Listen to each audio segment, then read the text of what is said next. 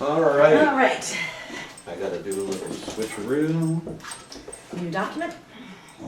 Document. You people messing with me. And recording. All right. Hat off.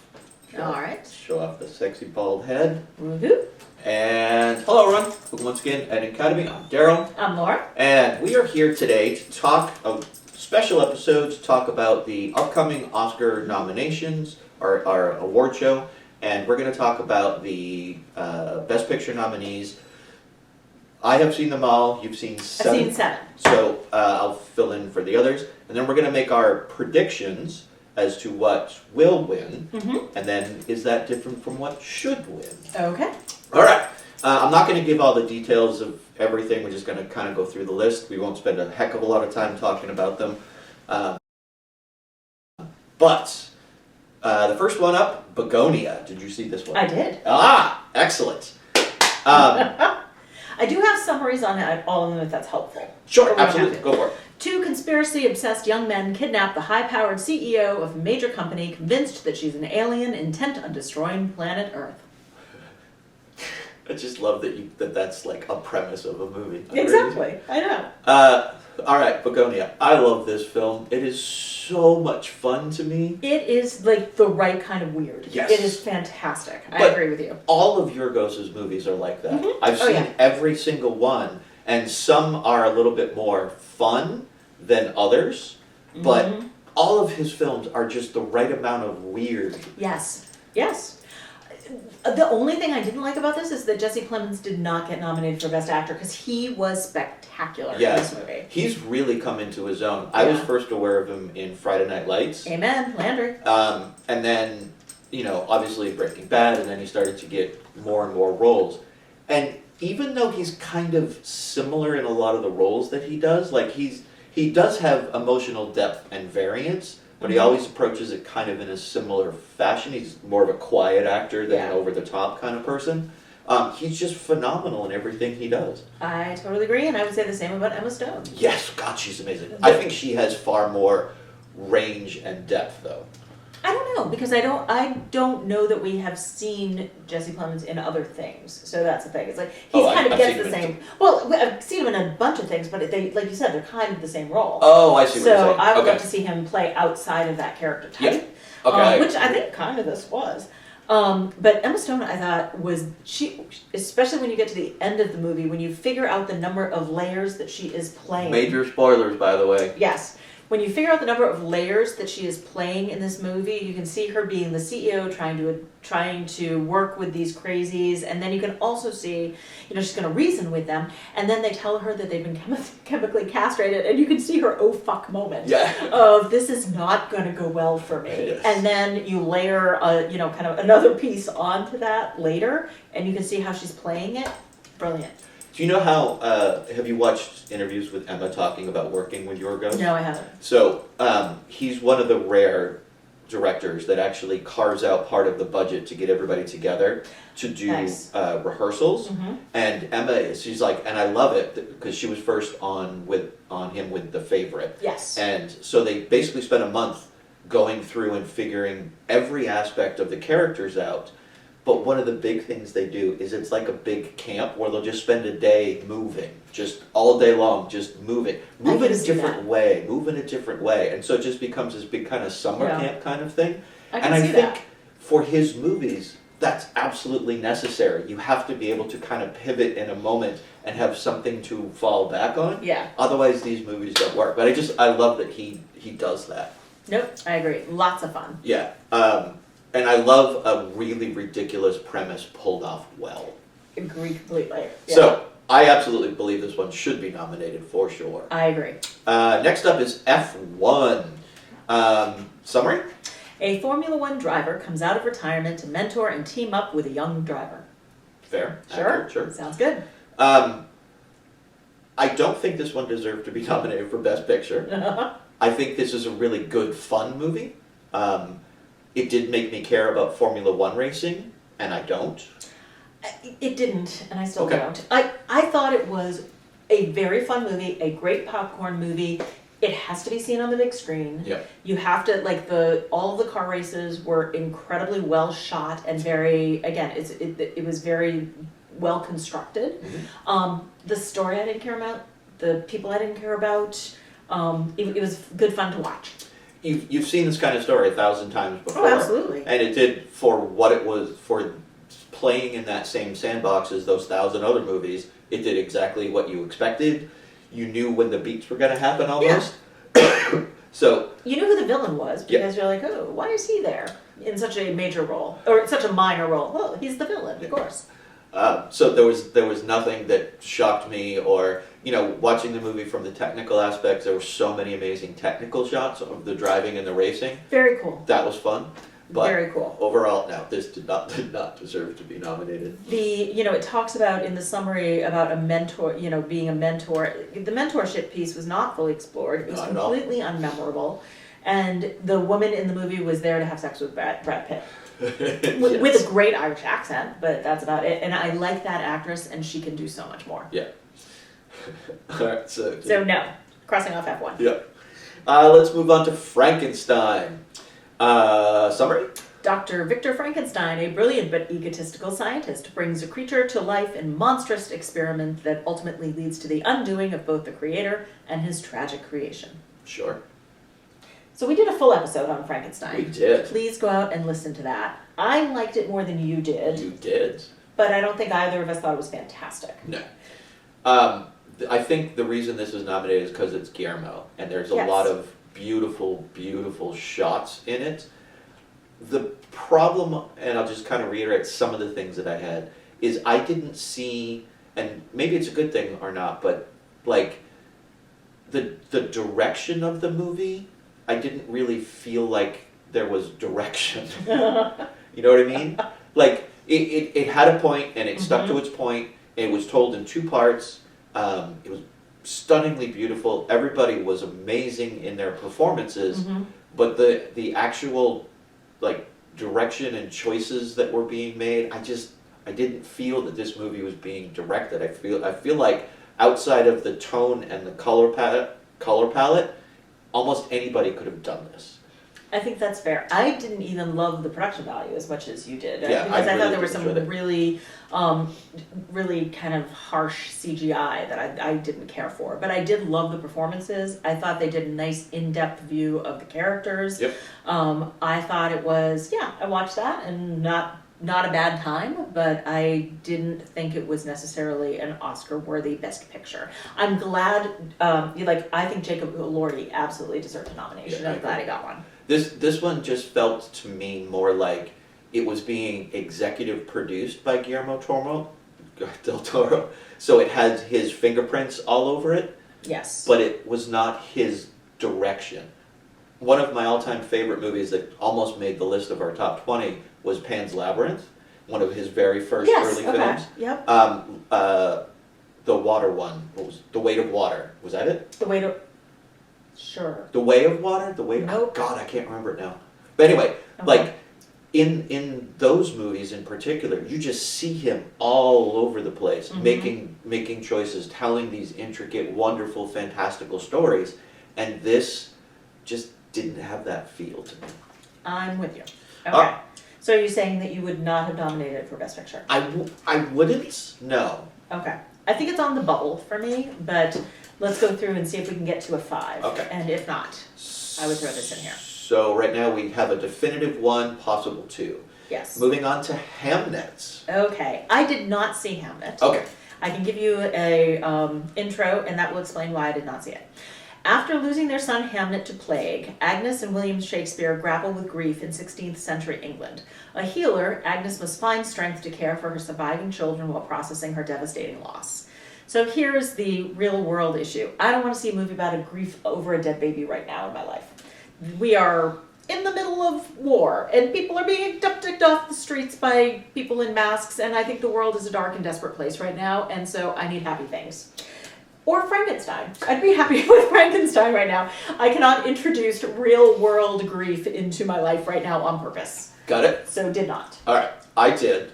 After, I mean, I heard it's brilliant. I was gonna watch it for this, and then It was going to be last on my list, but I basically just went alphabetical through this. Okay. And no, I'm going to pass. It was well acted, super lush, tons of greenery. The setting, every scene you did feel like you were really in whatever that scene was. It's beautifully directed and beautifully acted, but there were a lot of things that I didn't buy. First off, the story is really not for me, and I'm a massive Shakespeare fan. Like, I love things about him, except for Shakespeare in Love. We talked about that, had issues. But I like things associated with Shakespeare tremendously. And this wasn't a Shakespeare story. Well, I was going to say, was it because it was about Mrs. Shakespeare and not Shakespeare that you didn't like it? No. Or that you weren't as affected by it? No, it wasn't that. Even like things on the periphery I will watch and pay attention to just because, big fan. And it wasn't that it was her and focusing just primarily on her loss. It was, I didn't buy the relationship. Oh, interesting. I didn't. The way that they, like, their banter was amazing. The two of them on screen have beautiful chemistry together. And their banter was awesome. There's a lot of flirty in the beginning. And I thought all of that was well handled, but I didn't really end up buying the relationship aspect of it. Okay. That was my biggest thing. I didn't buy the romance that was supposed to be there. But yet they had strong chemistry. Yes. Okay. All right. Interesting. It was the way that the story was told. Like, the chemistry that they had on screen during their scenes was amazing. But the romance that they build throughout it, I didn't buy. Okay. All right. Okay. Interesting. Let's move on to Marty Supreme. Okay. Marty Mauser, a young man with a dream no one respects, goes to hell and back in pursuit of greatness. Yeah, okay. So, I did not see this on purpose because I don't like Timothy Chalamet. Wow, that's a bold statement. We're going to get haters. I understand that. There's Club Chalamets coming after us. I know that's happening. But there's a lot of actors and artists that I don't like that I will still watch what they create and watch their art and appreciate it and like it very much. So don't think that I'm being this, I don't like him so I can't like that. Not true. Roman Polanski. I love what he has created.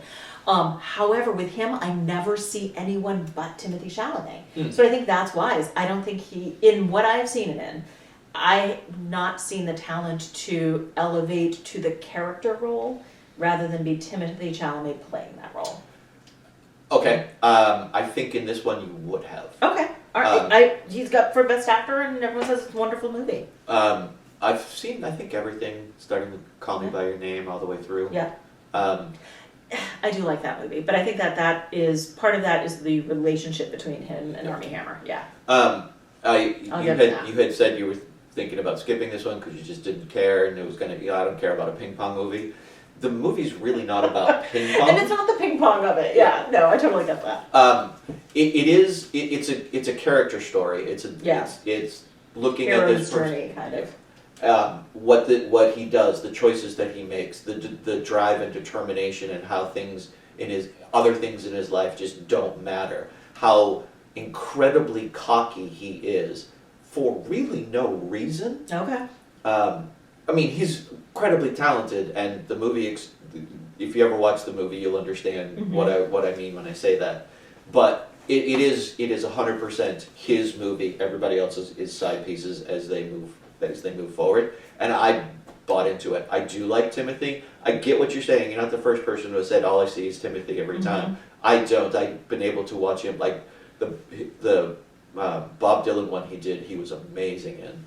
So anyway, all right. Sounds good. I don't I'm on the fence with this one because it's such a performance piece.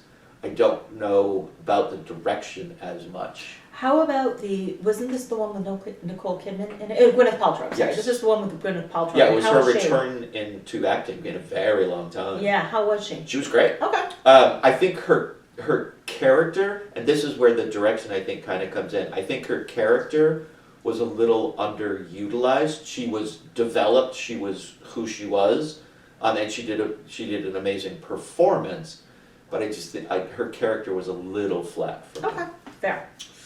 All right, one battle after another. All right, hold on, I can't find my notes. All right, when their enemy resurfaces after 16 years, a group of ex-revolutionaries reunite to rescue the daughter of one of their own. Okay, I mean, this is Sure. a complex movie, so that obviously misses a lot, but sure. Oh, okay. I struggled with this movie a little bit. So Sure. I struggle a little bit with Paul Thomas Anderson anyway, of really liking some movies and not liking others. And this one fell right in the middle for me. So I think there's a lot to like about this movie. There's a ton of humor. The plot goes very quickly. There's a lot of things happening all at once. The performances are excellent, but it also just seemed a lot thrown at the wall. Yeah. And I didn't know that it wrapped up the storylines in the way that I would have wanted it to. I've heard a lot of people when talking about this particular movie say something along the lines of, this movie tackled so much and it was able to pull it all off. And I agree with the first part, I disagree with the second part. Yeah. It did tackle a lot, and you're right, they just kept throwing things up. There was even like new things introduced towards almost the end of the movie. Mm-hmm. And so I do think it's a little scattered in that. And we've talked about it on our podcast many times. A story doesn't have to be a linear story. You can have things that develop, but Yep. they all kind of have to make sense and enhance the overall story. Yes. And there were moments in this where there were scenes that I think didn't necessarily take away, although a couple, but they didn't enhance or move anything forward either. Mhm. I agree. I wonder how much of this was that, you know, P.T. Anderson, he is a great director. He's a great filmmaker. Yeah. And I do wonder how much of this is, there was a place for one of his, he created a new film, so there's a place for his film here in this Best Picture, not in these Best Picture nominees. Some of the performances deserve to be nominated, Yeah. absolutely. And for me, it just didn't pull it off at the end. A couple little interesting things for you. Benicio del Toro Mhm. came in at the last minute. He basically got off one project. He was offered this while on a project. He was finishing it as they were already underway producing, or under production filming. He did not have a very long period of time to even sit and understand his character. So they had very few conversations about what his character was. Most of his dialogue is 100% improv. That whole scene when he's being pulled over by the cops, Yes. 100% improv. Which is what he can do, and that's why he is who he is, and Yeah. he is such a great actor. And I'll tell you, some of the good, you know, like Leo and Sean Penn in this, they are working without ego in this movie. Yeah, yeah, Because they, you know, the former, you know, he's pretty stoned, paranoid, you know, kind of crazy guy, and then you got Sean Penn, who is not looking his best and really not being the person that you know he is in real life. Yes. So they are Playing almost the entire almost opposite. the entire opposite of who he is in real life, and letting that go. I was impressed with both of their performances, Yeah. and I was also impressed by all the like crazy white supremacists and their little, you know, the little bunkers that they had, and there was a lot to explore there, and I would have liked a little more time to sit with any of those things. I think this would be one, when I'm in the right mood, that I would appreciate probably more upon a repeat watch. Yes. Because there's so much going on. There's a lot of depth to this movie. And just sitting with it once, I don't know if that's enough for this kind of movie. I agree, but I wouldn't take its nomination away from it. No, How about you? I think it definitely deserves, even Yeah. if it was just 5, I would still put this one in there. All right, so we're on Bugonia, one battle after the other, and Marty Supreme is on the bubble, right? For me. Okay. Next. And you said Frankenstein was on the bubble for you. Yes. Next was The Secret Agent. All right, in 1977, a technology expert flees from a mysterious past and returns to his hometown of Recife in search of peace. He soon realizes that the city is far from being the refuge that he seeks. This one I desperately wanted to see and I ran out of time. Okay. So I really do want to see this. I've heard great things. I saw this last night, subtitle obviously, and I gotta say, I was engaged the entire time. I mean, part of that is just, you know, you literally have to read, so you have to constantly be watching and not just let something wash over you. But I was engaged the entire time, and I'll be perfectly honest, I think I just missed a lot of what it was trying to say Okay. and do. Fair. I really don't understand the movie. Okay. I know all of the action. I watched everything happen. I even occasionally understood motivations for things. But I just think for some strange reason, this one just went right by me. Just didn't connect with you. Yeah. Okay. So I don't know is my point. All right, we're gonna put that in the not nominated then. Fuck it. I think that's fair. All right, 3 left to go. Sentimental Value. An intimate exploration of family memories and the reconciliatory power of art. Okay. Okay. I really liked this movie. I thought it was a great family drama. I thought this is Stellan Skarsgård. Yeah. Yes, Skarsgård. I thought he was so real. Yeah. As, this egotistical father who thinks that his daughters are thinking in the same way he is, giving his wildly inappropriate movies to his young grandson, and just thinking, well, if everybody just reads my script and does what I want them to do, and not realizing the reality of that his peers are aging and not able to, construct movies in the same way, and that the whole the conversation around they're selling this movie to Netflix and will you show it in theaters? Of course we will. It's like, no, buddy, you might not. Actually, I just loved his myopic view of the world and the crumbs of attention and information that he threw at the rest of his family. And I just thought it was a very well done movie. His character is an interesting one to me. He lives a very artistic life. Yeah. He wants very much his family to do the same. One daughter is basically just his assistant. Yeah. The other has gone into the arts, but not to the degree that he wants her to. Right. And watching those dynamics play out was, I thought, handled beautifully. Yep. The scene that got me was when the two sisters were laying on the bed and talking, Mm-hmm. and they're basically talking about how different they ended up being. One was older, one was slightly younger, or pretty significantly younger, I think. And how they ended up being such vastly different people, having such vastly different relationships with their father.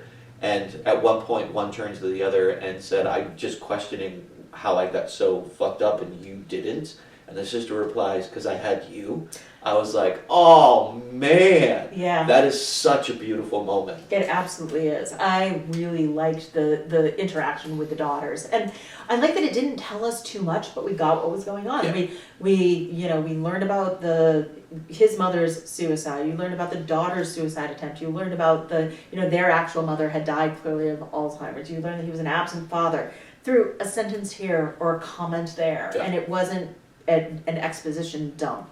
It was just you were living with this family. And I also think that it was Elle Fanning, right? I think so. In this.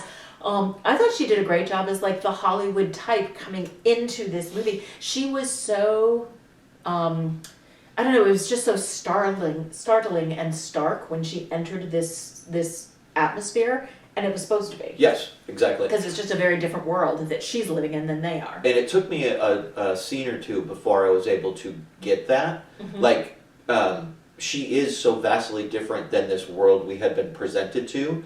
And then when it does shift and we start to focus more on her coming into that, it took me a second to realize, oh, this is intentional. Yes. This is not bad directing, this is not bad writing, bad choices. This is No. exactly what is supposed to happen. Yes. And then I like that she ends up rejecting it, saying, I'm not right for Yeah. this.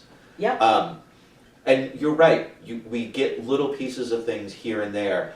The scene that was kind of defining for me for Stellan's character was when he's explaining to her exactly what happened with the suicide, and Mhm. doing it so matter-of-factly.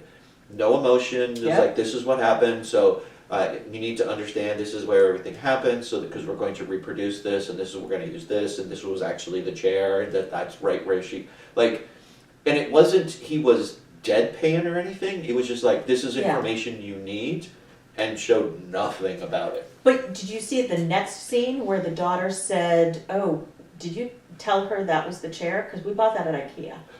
And so, like, I forgot that, yeah. I loved that too, because you're absolutely right. He's telling this so like this brutal story in a way that he is unaffected by, and yet he's affected, Yeah. or maybe should be affected, and yet 90% of it's true and 10% of it's art. Yeah.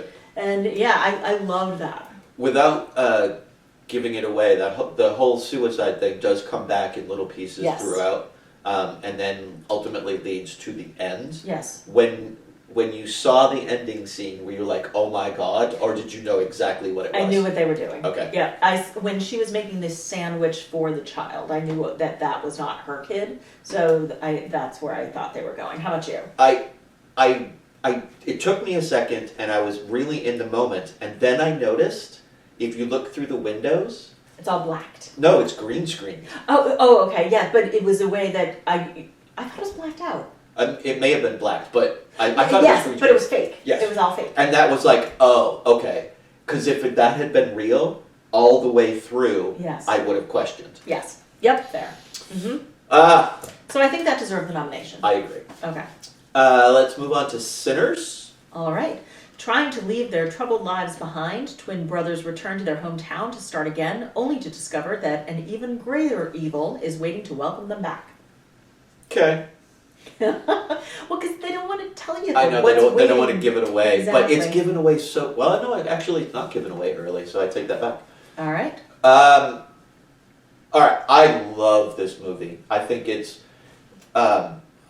just so incredibly well crafted. Ryan is a director who is really coming into his own. I mean, Black Panther was fantastic, but it's a big Marvel movie, and he put a lot of care, energy, and made that a much better movie than it could have been. Mm-hmm. But I think this movie is him really coming into his own.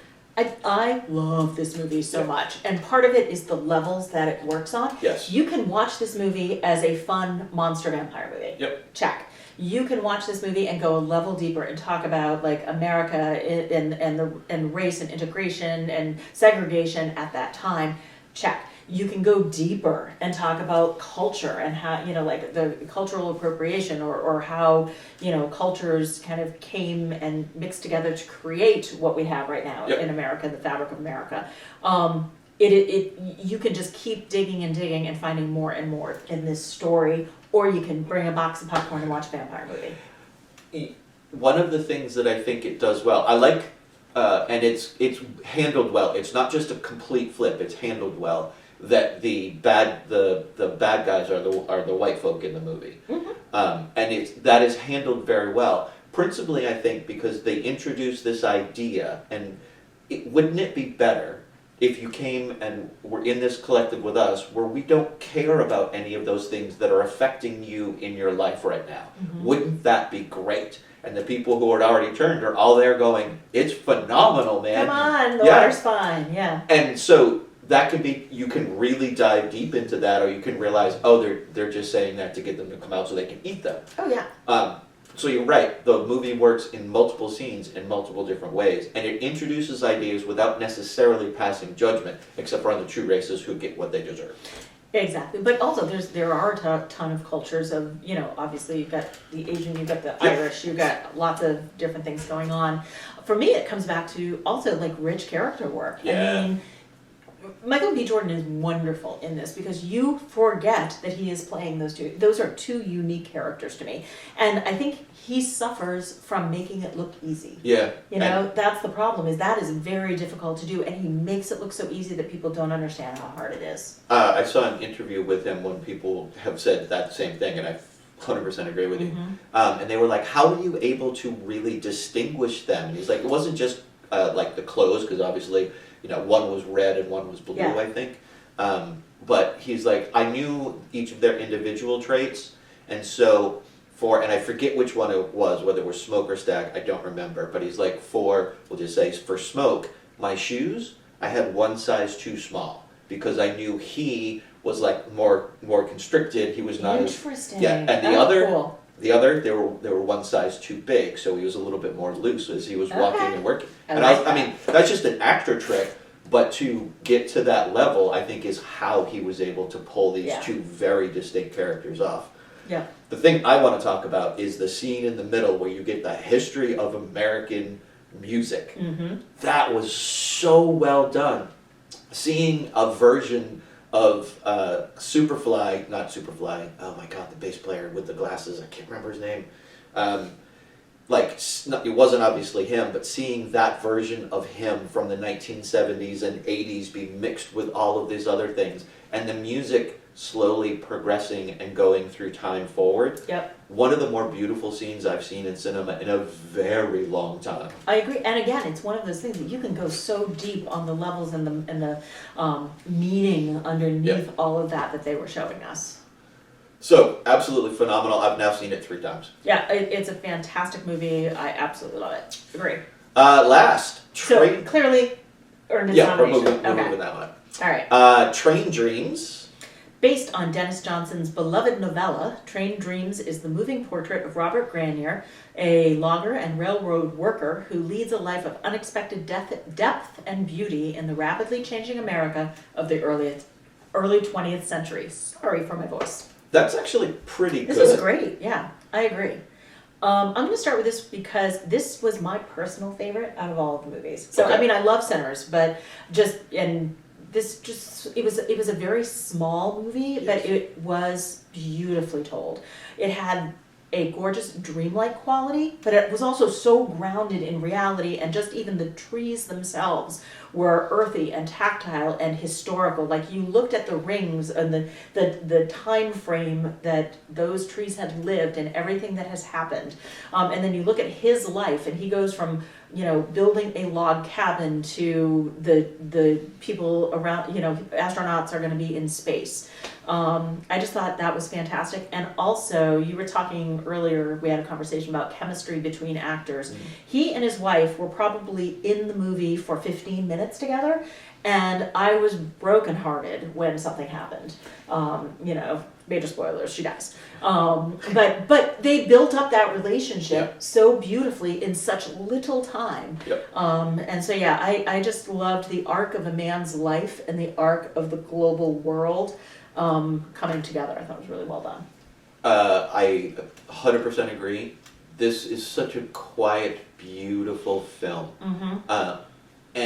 But it tells such a rich, complex story, mostly visually. Yeah. And that's really hard to do a lot of times. So major kudos to relying so much on the visuals to tell the story as it moves through. You have struggled with movies with voiceover. Yes. This is all voiceover except the only so it's funny because I had that in. That's a great point. Is I liked the voiceover. I thought it was good except for in one point. At one point, the voiceover is like, he thought that it might be his daughter Katie, but he knew it couldn't possibly be Katie. And then the actor actually says, "Katie, is that you?" Like, we didn't need he wondered if it was Katie. Yeah. So that piece itself stepped me out, and I was like, freaking voiceover. But the rest of it, I was okay with. Yeah, what it did is it allowed the gaps to be filled in without having to have more scenes done. I thought it's probably the most effective use of voiceover I've seen in a very long time. I agree. Like, for me, Goodfellas is the champion of voiceover. This might actually step into its place. Nice. Because the character was not a vocal person. Yeah. So you needed somebody to tell his story, because he wasn't going to tell it. And it wasn't that he was like, that standoffish. When he wanted to say something or needed to understand something, he would talk to the people around him to get their opinions on things. But you're right, he wasn't that talker who's just constantly babbling like some of the other characters were. Exactly. Yeah, it's such a beautiful, beautiful film. And I would say aspiring storytellers, directors, really study how this story is told, because it tells you so much with so little. Everything has a purpose to keep this story alive, make it rich and full without a lot. Exactly. Nope, I agree. All right, so I definitely will put this one in. Okay, so should we start? Is that the last one? Yep. Let's start at the beginning and see what went in and what didn't. Okay, so starting with Bugonia, that one's in. F1 is not. Frankenstein, you're on the fence about. We I can say push no. it out. Okay.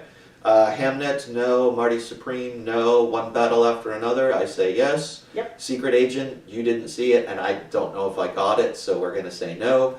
Sentimental Value, Sinners, Train Dreams, so we're at 5. Awesome. Okay. Now, my big question for you is, because this happens, it's the Oscars, it's very political at times. Yes. What is the movie you think is going to win? One Battle After the Other is going to win. I 100% agree with you. What movie do you think really should win? I think Sinners should win. I'm 100% with you. Nice. All right. And Train Dreams would be right in that mix, but I would it's, love for Train Dreams to win because that is one of my favorites, but I think Sinners is truly the superior film. I agree. Yeah. I really, really do. So, there you go, our prediction. After watching this year's nominees, we believe that One Battle After Another is going to be the winner for Best Picture for the year, but we really do believe it should go to Sinners instead. Let's see how this all plays out. Comments down below, all that good kind of stuff. See ya!